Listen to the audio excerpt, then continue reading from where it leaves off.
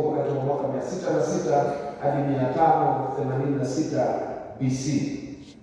Sasa nini alichokifanya? Hakuishia kuchukua watu, alichukua na vyombo vya Mungu, akaionyeshe miungu yake namna alivyoshinda, kwa sababu wale watu walikuwa wanaamini akikupiga ili akupiga wewe peke yako, akampiga hadi Mungu wao.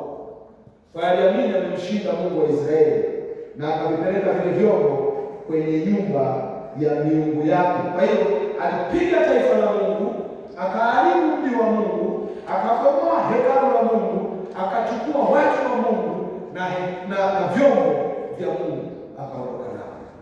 Huyu jamaa si mbaya sana. Alipofika kule alikuwa na miungu mingi sana, na miungu maarufu ni kama minne au nitaje mitano. Miungu maarufu sana ya wakati huo. Kwanza sasa hivi bado, na hata sisi tumeanza kuingia mkenge, tumeanza kujitanabaisha na majina ya miungu. Alikuwa na Mungu anaitwa Ne, ndio maana hata yeye kuangalia jina lake Nebukadneza, kutokana na Mungu wake. Alikuwa na Mungu anaitwa Beli, ndio maana hata mji wao ulikuwa unaitwa Babeli, kutoka kwa jina la Mungu wao. Alikuwa na Mungu anaitwa Aku. Alafu alikuwa na Mungu mwingine anaitwa Modu au Moduka. Ukiona Mordekai yoyote unayofahamu ni jina la miungu ya Babeli. Wazungu ndio wanafikiri ulimu kwa mashine wanasema Mordekai, lakini Modu miungu ya Babeli. Lakini alikuwa na Mungu mke mwingine alikuwa anaitwa Ishtar, ambayo tunapata jina Esther. Yote ni majina ya miungu ya kipagani ya Babeli. Na hii ndio alienda kuionyesha ili aonekane miungu yake imempiga Jehova, Mungu wa Israeli, Mungu wa mbinguni. Usilolijua ni usiku wa huyu jamaa. Tukifika mbinguni, bahati nzuri yuko mbinguni kwa sababu aliokoka, ila tutaenda kumsema kidogo, ulijidanganya sana. Mungu wetu hapigwi wala hashindi. Sema amina. Sasa nisikilize. Nebukadneza alipokaa kule Babeli, akagundua jambo kwamba hawa Wayahudi ni watatu.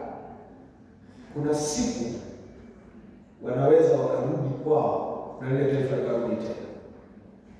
Nakumbuka nyuma Nebukadneza kulikuwa na shetani anajaribu kuzuia mpango wa Mungu wa wokovu. Sasa namna gani mtawazuia? Akasikia wale vijana wanaitana majina. Daniel, Shadrach, sio sasa Shadrach, Daniel, Anania, Azaria, Mishaeli. Akagundua Mungu wa Israeli anatambulika kwa majina makubwa mawili, Yahwe na Eli. Akagundua wao wakitana Dani, Eli, wanazidi kumkumbuka Mungu wao. Wakiitwa Anania, naiona ya mwisho. Kiukweli Anania anakuwa tamko Ananiyawe au Ananiyawe, ila tukifupisha ndio inakuwa Anania. Akajua hawa Mungu wao bado yuko kichwani. Akaandaa mkakati ambao huu mkakati ndio kageuka kuwa jaribu la vijana wanaomcha Mungu, wanaoishi Babeli, wanaosoma vyuo vya Babeli. Sasa nisikilize vizuri. Mkakati wa Nebukadneza akataka kutengeneza mfumo au msema akaintroduce policy. Ni kama anataka kuwa assimilate au afanye Wayahudi wawe wakaribia. Au ni sawa na sasa hivi ukizubaa hapa chuoni unaweza kaja Mnyakyusa hapa ukaondoka Marekani. Nakwambia. Shangaa mtu anaitwa Tobias. Mnyakyusa anaitwa Tobias. Huko anaitwa Tops. Shangaa mtu anaitwa Andambwile. Shangaa anaitwa Bwile. Wakanyamani. Ukiuliza nini kinatokea? Kuna jambo mchakato umefanyika na ndicho Nebukadneza jambo kufanya. Sasa ili afanikishe hiyo sera ya kuwasimamia vijana wa Kiyahudi wawe Wakaldayo, ikabidi atengeneze mikakati fulani. Lengo lake lilikuwa ni mambo makubwa matatu. Alihakikisha akifanikisha hii sera yake wasahau nchi waliotoka. Jambo la pili, wasahau utamaduni wao. Na jambo la tatu, wasahau Mungu wao. Na ili kufanikisha hayo matatu, akafanya mambo yafuatayo. Na wakati yeye anayafanya kwa wao vijana Nini alichokifanya? Jambo la kwanza, aliamua kucheza na utambulisho wao. Hebu sema utambulisho wangu. Utambulisho wangu. Unajua kwa mfano Tanzania nzuri sana. Ukisikia tu Ambwene Mwasongo, sijui Mwakasongora, huo ni utambulisho wa watu wao. Wakera. Unajua tu hiyo. Yaani mbele ambaye tu sio mimi ni Mwalimu. Au Mwanaidi, lakini kwa wengine wote unajua. Ukisikia Chacha unajua. Kanda maalum. Sema kula. Unajua Wasukuma wote ni kina mama, Masai, Mabula, Mavoko. Lakini wengine Mabega. Maganga. Masunga. Naona? Hayo ni Masukuma. Kwa hiyo naona utambulisho wa mtu unaweza kutambua. Sasa napendeza kama kucheza na utambulisho wako. Na cha kwanza alichoanza nacho ni majina yao. Nini alichokifanya? Aligundua wanapozidi kuitana majina wanazidi kumkumbuka Mungu. Akaona ngoja atoe Mungu kwenye majina yao, aweke miungu kwenye majina yao. Akambadilisha Daniel ambaye jina lake lina maana Mungu ni hakimu wangu, akawa Belteshaza. Unaiona Beli hapo likiwa na maana kwa msaada, likiwa na maana Mungu Beli atakuwa ndio mlinzi wake. Akambadilisha Anania ambaye maana yake ni Mungu mwenye neema, akawa Shadraka. Unaiona aku mwishoni. Ukikutana na Shadraka yote asifanye ujanja, ni Shadraku. Sio Shadraka. Shadraka kumaanisha kwa amri ya Mungu mwezi, Mungu hapo ataenda. Akambadilisha Mishaeli ili aitoe Eli, akampa jina Meshaki.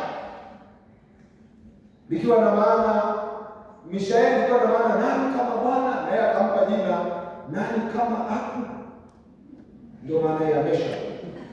Akambadilisha Azaria ambaye alikuwa na maana Mungu ni msaada wangu, akampa Abednego.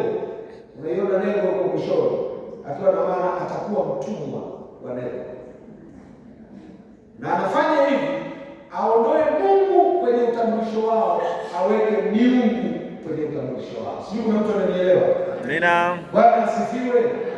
Bwana asifiwe. Kilichomshtua hao vijana wa kushtuka, walikuwa wanaelewa kanuni za kiroho. Jina ni utambulisho, lakini haliwezi kuamua mambo ya kiroho. Na hapa naomba niongee, najua tunaongea vijana wa Pentecost. Ukisoma Biblia yako vizuri, jina halina athari yoyote. Ndio maana wote waliowahi kubadilishwa majina wakapewa watoto gani, hatima yao haikuwahi kubadilika.